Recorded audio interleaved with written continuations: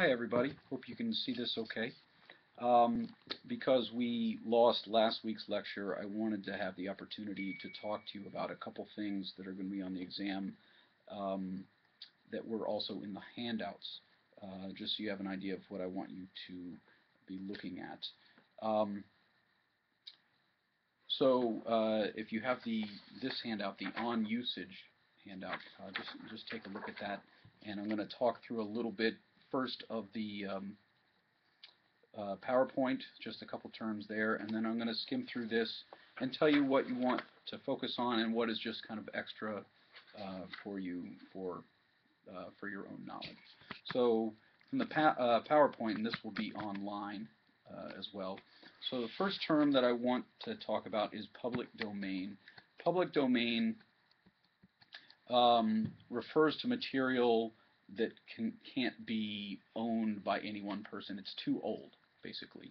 It's not copyrighted. It's not protected. You don't have to pay to use it. It's not eligible to be copyrighted. And the best way to remember what public domain is right now is it's either created before 1923 or it's been 70 years since the creator's death, either the composer, choreographer, artist, author.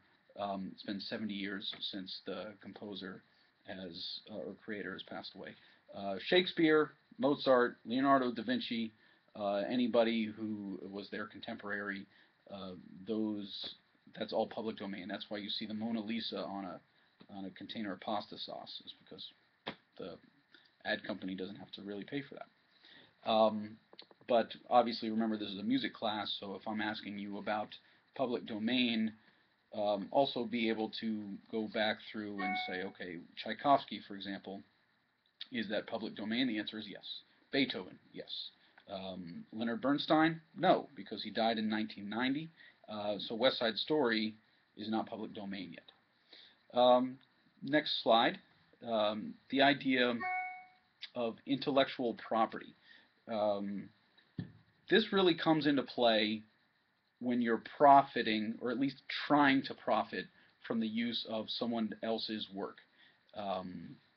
There have been times where people thought they didn't have to go through the right channels to get permission to use things, but because there was a little press release about a performance, the composer or the composer's management will actually contact you, or I'm thinking of a specific instance where a colleague of mine got basically asked very directly, you need to pay a licensing fee for this. Again, the bigger things are, the more they'll potentially fall on people's radar. There are two main reasons to get permission from a composer to use their work. One is that composer, that artist, anybody, you want them to be aware of what kind of use, so that it's kind of in line with their philosophy. Every once in a while, you'll see during a campaign that a political candidate's using a song as their theme song during campaign rallies, and then the artist, let's say it's like Bruce Springsteen or somebody, will find out about it and actually ask the candidate to stop using that music because they don't necessarily agree with it. That's a political reason, but that's not the only reason that people would necessarily want you to not use it. Maybe they have a kind of more of a purist way of thinking of something, and they're not necessarily down with whatever new imagination that the new artist that you might be bringing to the project might be. That's rare. You'll find that that's rare. The second reason you want to get permission from a composer to use music is basically, are you profiting from it? Are you going to basically piggyback onto their reputation, onto their work, and are you basically trying to, in some way, big or small, help to make money off of their reputation? So those are the two biggies.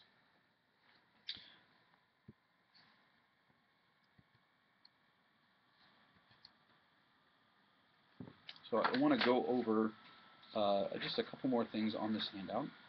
Um, so public domain, you have this chart here, and it's kind of complex, but just remember what I said before, 70 years after the composer's death or before 1923. Either one of those things, if the work was created before 1923, either one of those things would be useful.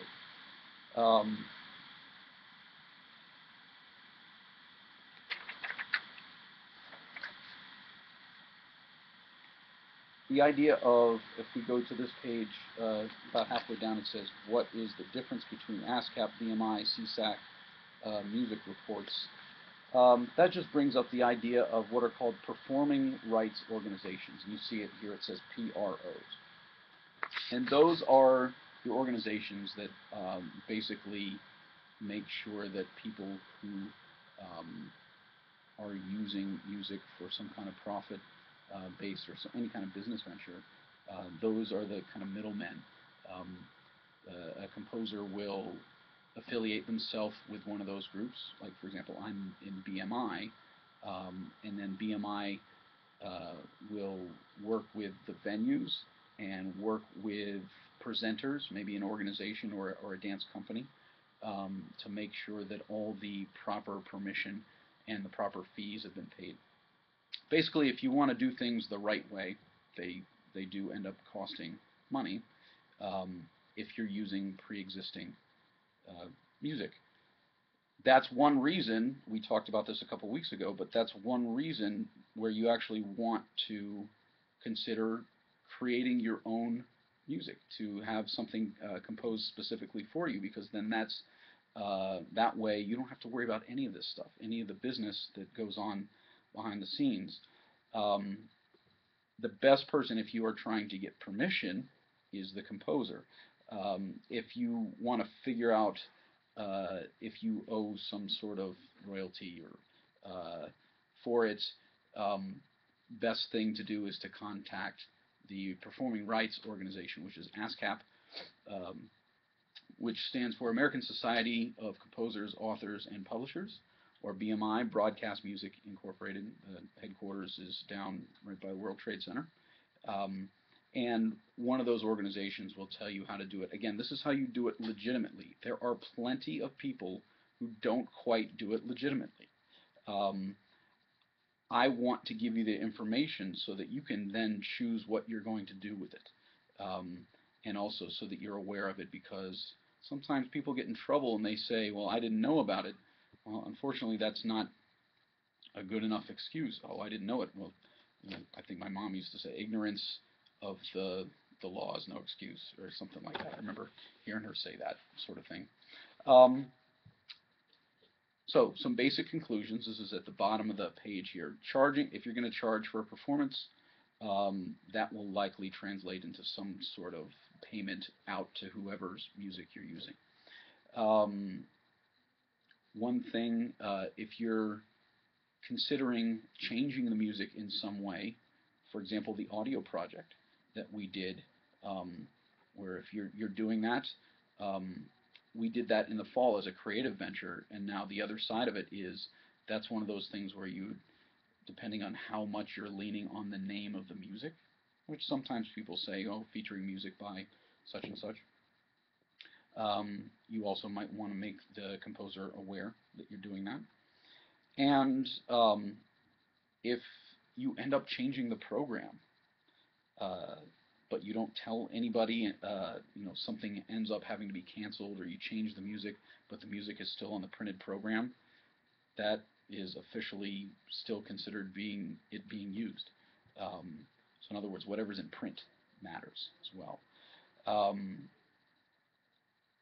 Basically, make sure you're you know, if you want to do things the right way, and if you also want to sow seeds for future collaborations, just make sure you're contacting at least the composer. Most of the time, they'll be very flattered that you are going to the extent to reach them, and some good things can come of that. Now, with the rest of this handout, the mouse that ate the public domain, that basically has to do with the laws that keep perpetually extending what public domain is, and Disney Corporation, that's the allusion to the mouse there. It's not required. I'm going to pop a bonus question on the exam about that one. With respect to the rest of the exam, there's not going to be, pardon me, there's not going to be any written rhythmic material. The only listening, I'm going to put one thing from each of the playlists from the entire year. So we've had 5 playlists, 1, 2, 3, 4, 5, and each of those are going to be a potentially 2 points bonus. You remember the title, remember the artist or composer, but that won't be required stuff. That's, again, just to give you an opportunity to have a little bit of bonus points. And there's also a video on the class YouTube channel. It's called The World's Most Important 6-Second Drum Loop, and I'll put it's actually a really informative, interesting video, and you might really appreciate it, but also I'll put a bonus question on there about that. So I hope this is helpful, and get in touch with me if you need any further clarification. I'll see you in class.